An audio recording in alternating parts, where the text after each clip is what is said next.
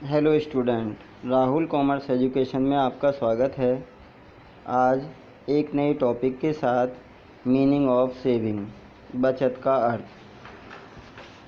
The part of income which is invested for future need called saving.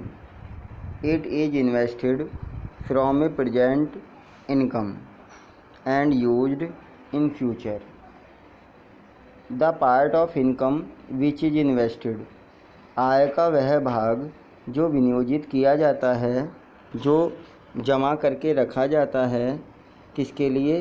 Future need के लिए, भविष्य की आवश्यकताओं को पूरा करने के लिए। कॉल्ड सेविंग, उसे हम बचत कहते हैं।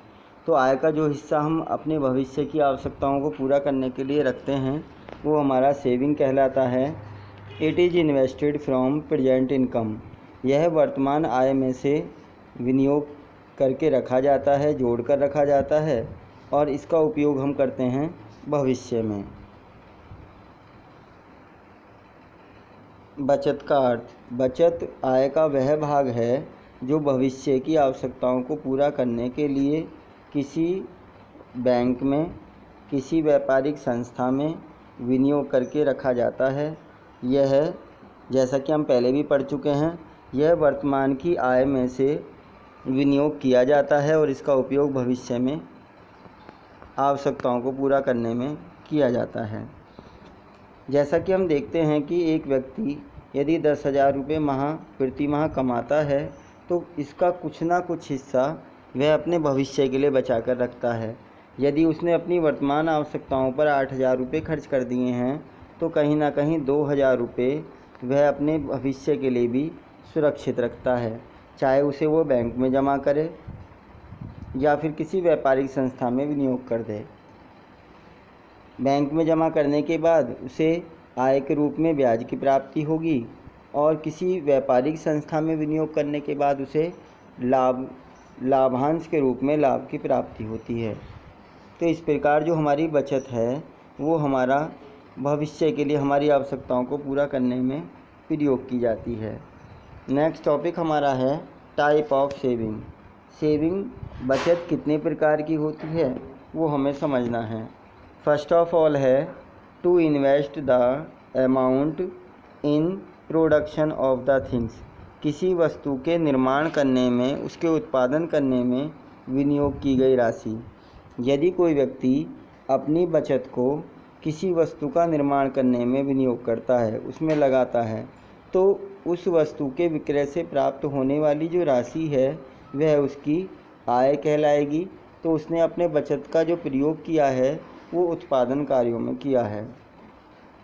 नेक्स्ट हमारा है to invest the money into bank और बिजनेस एसोसिएशन, किसी भी व्यापारिक संस्था में या किसी बैंक में लाभ कमाने के उद्देश्य से हमने अपनी धनराशि को विनियोग किया है, वह भी हमारी बचत कहलाती है। तो यह उत्पादन कार्यों में न लगाकर हम उसे किसी व्यापारिक संस्था में या बैंक में जमा कर देते हैं और उससे जो ब्याज के रूप में हमें आय की प्राप्ति होती है, उससे हमारी जो बचत है वो धीरे धीरे एक बहुत बड़ी पूंजी का रूप ले लेती है। तो बचत हमारी दो प्रकार की हैं। उत्पादन कार्यों में प्रयोग की जाने वाली बचत, जैसा कि हम पहले टॉपिक में पढ़ चुके हैं, किसी वस्तु का उत्पादन करने के संबंध में लगाई गई बचत हमारी बचत कहलाती है। जो पूंजी हम लगाते हैं वो हमारी बचत होती है। दूसरा है हमारा कि यदि हम उत्पादन कार्यों में नहीं लगाते और हम उसे विनियोग कर देते हैं किसी व्यापारिक संस्था में या बैंक में, तो वह धनराशि भी हमारी बचत कहलाती है, जिसका उद्देश्य होता है कि उसका उपयोग हम भविष्य की आवश्यकताओं को पूरा करने में करते हैं। नेक्स्ट टॉपिक हमारा है कैरेक्टरिस्टिक्स ऑफ सेविंग, बचत की विशेषताएं। बचत की क्या क्या विशेषताएं हैं वो हमें समझना है। फर्स्ट ऑफ ऑल है it is the part of income which is used in future, यह आय का वह भाग है जिसका उपयोग वर्तमान की आवश्यकताओं को पूरा करने में नहीं किया जाता, यह भविष्य की आवश्यकताओं को पूरा करने के लिए प्रयोग में लाई जाती है। सेकंड हमारा है it is helpful to complete need in future. यह भविष्य की आवश्यकताओं को पूरा करने में सहायक होती है। जैसा कि हम पहले भी टॉपिक में पढ़ चुके हैं कि जो सेविंग हमारी है वो हमारी फ्यूचर नीड को कंप्लीट करने में हेल्पफुल होती है। अगला लिखा it has two type of saving. बचत के दो प्रकार होते हैं, उत्पादन कार्यों में लगाई गई धनराशि वो भी हमारी बचत कहलाती है, और किसी व्यापारिक संस्था या बैंक में विनियोजित की जाने वाली धनराशि भी हमारी सेविंग कहलाती है। इस प्रकार हमारी सेविंग दो प्रकार की होती है। First of all used in production, और दूसरी है इन्वेस्टेड इनटू बैंक और any other business organisation. Fourth हमारा है it is voluntary in nature. यह ऐच्छिक होती है। वॉलेंट्री मीन्स ऐच्छिक, अपनी इच्छा से हम धनराशि को विनियोजित करते हैं। कोई बाउंडेड हमारे लिए नहीं होता, कोई कंपलसरी हमारे लिए नहीं है कि हमें जमा ही करना है। हम अपनी आय में से कुछ हिस्सा अपनी इच्छा से भविष्य के लिए सुरक्षित रखते हैं। तो ये नेचर में वॉलेंट्री होती है, इच्छिक होती है। यदि हमारी एक माह की बचत 500 रुपये है तो हम बैंक में 500 रुपये की धनराशि जमा करते हैं। यदि अगले माह हमें 1000 रुपये बचते हैं तो हम 1000 रुपये की धनराशि जमा करते हैं। यदि 200 रुपये बचे हैं तो हम 200 रुपये की धनराशि जमा करते हैं। तो इसके लिए हमारे लिए कोई बाउंडेड नहीं होता कि हमें कितनी धनराशि जमा करनी है। जितनी हमारी बचत होती है उसी हिसाब से हम अपनी धनराशि को जमा करते हैं। और कोई माह ऐसा भी होता है जहाँ पर हम धनराशि जमा नहीं कर पाते, तो यह हमारी ऐच्छिक है। यह हमारी इच्छा पर निर्भर करता है कि हम कितनी धनराशि जमा करें और कितनी धनराशि हम जमा न कर पाएँ। तो ये हमारा ऐच्छिक होता है। इसके लिए कोई भी कंपलसरी नहीं है कि हमें 500 रुपये प्रति माह ही जमा करने हैं या 1000 रुपये प्रति माह ही जमा करने हैं। तो इसलिए हम कहते हैं कि सेविंग हमारी वॉलेंट्री इन नेचर होती है। यहाँ से भी इसे समझना है।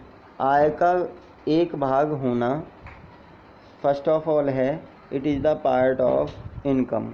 यह आय का एक भाग होता है जिसका उपयोग भविष्य की आवश्यकताओं को पूरा करने में किया जाता है, और इसका यूज़ होता है कि हम फ्यूचर नीड को कंप्लीट करने में हेल्पफुल हमें होती है सेविंग हमारी।